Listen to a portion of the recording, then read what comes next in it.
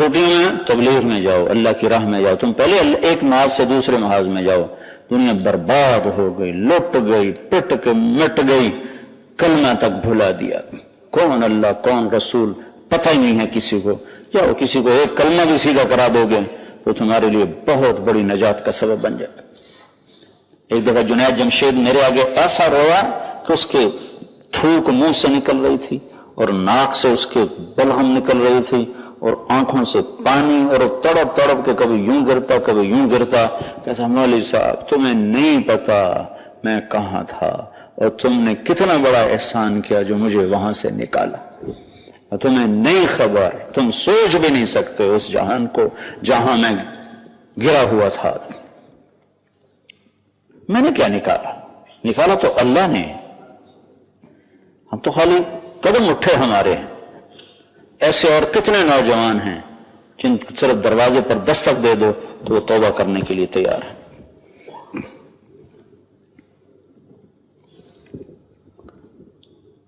کتنی دنیا پڑی ہوئی ہے۔ تو اس لیے میرے بھائی اللہ سے مانگو، قبولیت مانگو، جب وہ قبول کرے گا تو راہیں بھی دکھائے گا، ٹھیک ہے نا؟ نیت کرتے ہو نا سارے؟ ہاں، دین کے کاموں میں لگ جانا بہت بڑی اللہ کی نعمت، بہت بڑی اللہ کی نعمت، اور اللہ سے مانگو اسی نسبت پر زندگی گزر جائے۔ چھٹیاں ہو تبلیغ میں جاؤ، چھٹیوں کے علاوہ یہاں رہو، اپنے آپ کو اللہ کے علم کے سوا کسی دوسری چیز میں لگاؤ نہیں، تو اس مختصر سی زندگی ہے اللہ تعالیٰ قیمتی بنا دے تو انشاءاللہ سارے آرام راحت کے نقشے اللہ تعالیٰ نے آگے تیار کیے ہوئے ہیں۔ تو سارے عزیز اس کے ارادے کرو، جن کے دورے ہیں وہ سال سال کی نیت کرو، جو نیچے کے درجوں کے وہ چلی چلی کی نیت کرو۔ گھروں میں جاؤ، ماں باپ کی خدمت کے ساتھ جاؤ، خادم بن کے رہو، مخدوم بن کے نہ رہو۔ طلباء میں خدمت کا جذبہ ختم ہو جاتا ہے، پتہ نہیں کیا بات ہے، بیٹھ بیٹھ کے کھاتے ہیں، اس وجہ سے خدمت کا جذبہ نہیں رہتا۔ تو گھروں میں جاؤ، ماں باپ کے خادم بن جاؤ، اپنے عزیزوں کے خادم بن جاؤ۔ خدمت سے اللہ تعالیٰ وہ دروازے کھولتا ہے جو بڑے بڑے مجاہدوں سے بھی نہیں کھلتے ہیں، جو خدمت سے کھلتے ہیں۔ تو ماں باپ اگر زندہ ہیں تو ان کے لیے ان کے نوکر بن کے دکھا دو، اور مر گئے تو ان کے لیے دعا کرو، بخشش کی استغفار کرو ان کے لیے ہر روز۔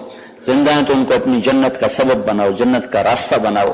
آپ نے کہا عمر تیرے زمانے میں ایک شخص آئے گا، اس کا نام اویس ہوگا، اور باپ اس کا عامر ہوگا، قبیلہ اس کا مراد ہوگا، شاخ اس کی قرن ہوگی، اور وہ کالے رنگ کا ہے، درمیانی قد کا ہے، اس کے کندھے پر ایک سفید نشان ہے جو برس سے باقی رہ گیا ہے۔ وہ ایسا آدمی کہ یوں ہاتھ اٹھائے تو اللہ اس کے ہاتھ رد نہیں کرتا، اور لوگ جنت میں چلیں گے تو اس کو اللہ روک لے گا تو کھڑا ہو جا، تو شفاعت کر، میں تیری شفاعت پر ربیہ اور مضر کے قبائل کے برابر لوگوں کو جنت میں ڈالوں گا، تو شفاعت کر۔ تو اس نے پوچھا یا رسول اللہ اس کو یہ مقام کیسے ملا ہے؟ تو آپ نے فرمایا ماں کی خدمت کی وجہ سے یہ مقام لے اڑا ہے۔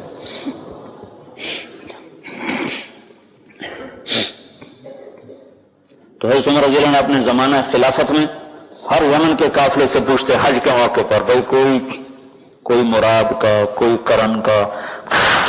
کافی عرصے کے بعد ایک دفعہ آپ نے کہا بھائی سارے یمن سارے حاجی کھڑے ہو جاؤ، پھر کہا سب بیٹھ جاؤ، یمن والے کھڑے رہو، پھر کہا سارے بیٹھ جاؤ، مراد والے کھڑے رہو، پھر کہا سارے بیٹھ جاؤ، قرن والے کھڑے رہو، تو ایک آدمی کھڑا رہ گیا۔ تو آپ نے اس سے کہا تو قرنی ہے؟ کہا جی ہاں۔ کہا اویس کو جانتا ہے؟ کہا جانتا ہوں، میرا بھتیجا ہے۔ تو پاگل سا ہے، اس کا کیوں پوچھ رہے ہیں؟ کہا وہ نہیں، تو پاگل ہے۔